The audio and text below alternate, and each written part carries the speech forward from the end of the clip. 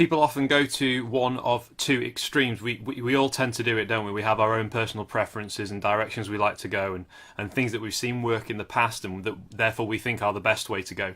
I wanted to just do this little video to help people to understand a little bit about how we as a church kind of are shaped and what our highest authority is as well. We've got a team coming over from America next week, and they're actually coming to help us to reach out to people in Preston, to get to know more people, and to hopefully share the message about Jesus with some people as well. Now, we did this recently.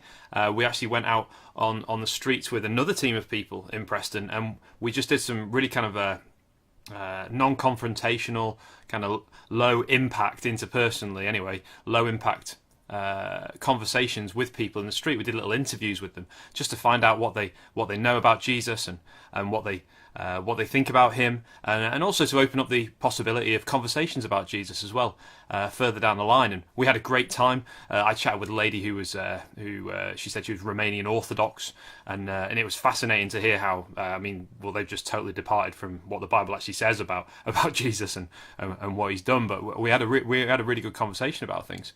Now, it's interesting because what we did then last week, it wasn't like what we do every week at church. So for us as a church, there's two things that we're really focused on and that we kind of have in the bedrock of our DNA. One is like building community and people being built into friendships and knowing each other and sharing our lives with one another. We tend to eat a lot of food, and just people aren't just acquaintances on a Sunday, but they're actually genuinely friends. So that's one foundation. The other foundation is actually proclaiming Jesus, being clear about who Jesus is. We're all about Jesus as a church and all about helping other people know who he is. Now, what was interesting in reaction to us doing these little interviews on the street was from a couple of different directions. I had people saying to me, well, do you know what, I don't feel like this is the best way to do things. I think it'd be better just to do the community thing. And that would mean doing what we normally do anyway, which is eating a lot of food and spending time together and that kind of thing. And that's a wonderful thing. It's a great thing. But these people were saying, do you know what? This kind of more kind of front-footed, more bold, going out of your way to start conversations with people and find out what they know about Jesus and actually present the gospel to them. No, that's not really what we want. We don't see that as the best way of doing things. And obviously, what that then lead you to do, or what it should lead you to do, is say, well, what does the Bible actually say? What is the model that the Bible actually presents to us? I think it's so easy for us to just slip into what we're comfortable with, and maybe what we've seen work in the past, or maybe what we haven't seen work in the past, and therefore react to a certain thing, and then just zoom off to our own kind of particular end of the spectrum. I think there really is a spectrum in terms of how people tend to be comfortable. For some people, and many of us react against these people, and I think rightly in some cases. For some people, there's no community. There's no church genuinely knowing each other, and actually the church opening themselves up to relationship with other people. So we as ourselves, we're so happy to have lots of people who don't know Jesus around and as our friends and part of things, because you don't have to actually believe in Jesus to belong in friendship with us. But for some people, that's not the case at all. It's what the church is, this little club, and we close in really tight. And then every now and then, what we'll do, we'll go out and we'll go and shout at people on the street and tell them what scumbags they are. That's one end of the spectrum, and many of us have reacted against that, haven't we? We've gone, whoa, that just looks different to me. Like when I look in the Bible, I see Jesus eating with people, spending time with tax collectors and sinners. That's the outcasts in society. We've reacted correctly against that. But then often what we've done is we've gone, right, okay, all we're going to do is just hang out and eat food. We're just going to do that, and that's all there'll be to it. And hopefully at some point somebody might mention Jesus, and he might come up in the conversation. And what we need to do is ask, like, what do we actually see the Bible saying? Rather than what have we seen working or not working? What Looney Tunes have we seen in the street? Unhelpfully expressing the gospel, and what do we feel safe with? What we want to do actually is go, what does the Bible say? What does the Bible say?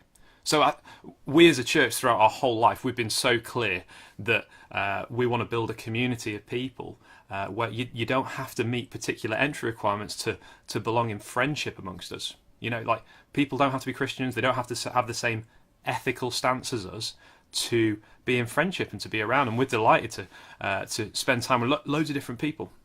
So that's always been so important for us, genuine, welcoming community.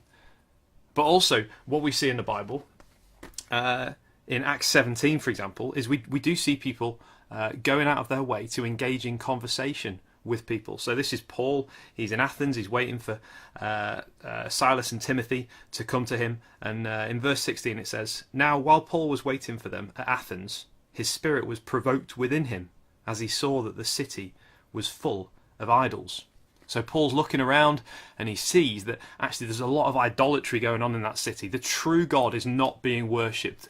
The God who made the heavens and the earth and everything in them, no, he's rejected. And instead, other things have come in place of him. People are laying down their lives for other things. And obviously within Preston itself, we don't tend to have Greek gods which are being worshipped, but instead we know there are many other false gods, whether it be materialism, various different false religions, the worship of self, the exaltation of our purposes above the purposes of God. There are many idols that are being worshipped.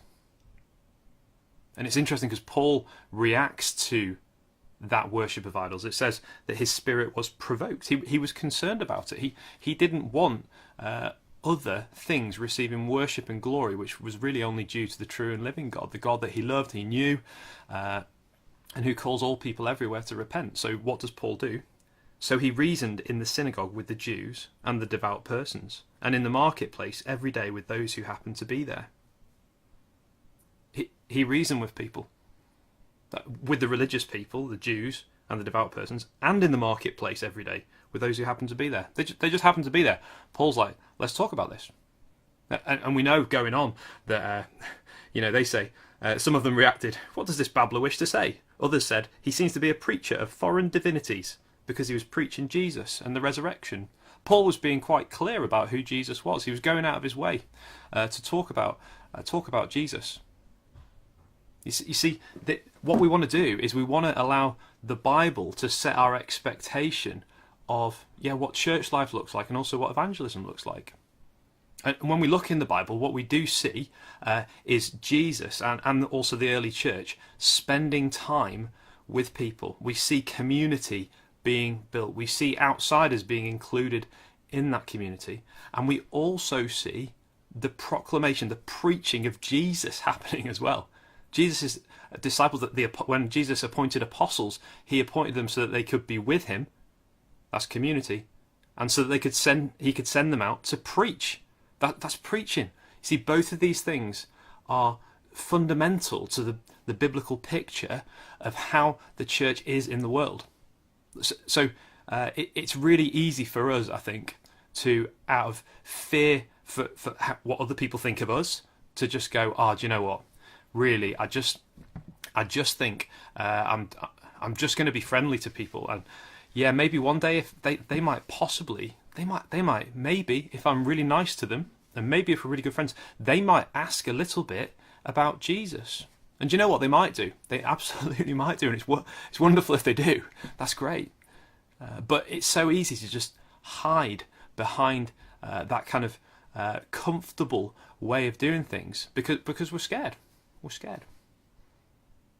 But actually what we need to do is recognise the situation that we're in, that we are in a city which is full of idols, which is worshipping things other than Jesus Christ, that doesn't believe in the resurrection, that doesn't care about who Jesus is.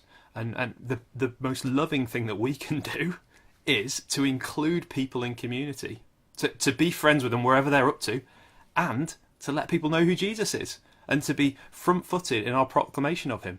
Not just to run away and just to go to one end of the spectrum and go, this is where I feel comfortable. And not to, in terms of community, and equally not to just go out there and start condemning people, going and treating them as if they're the scumbags and we're the ones who've got it all sorted. No, both of those things are wrong. What we want to do is let the biblical perspective and model shape what we do. So I wanted to let you guys know about that.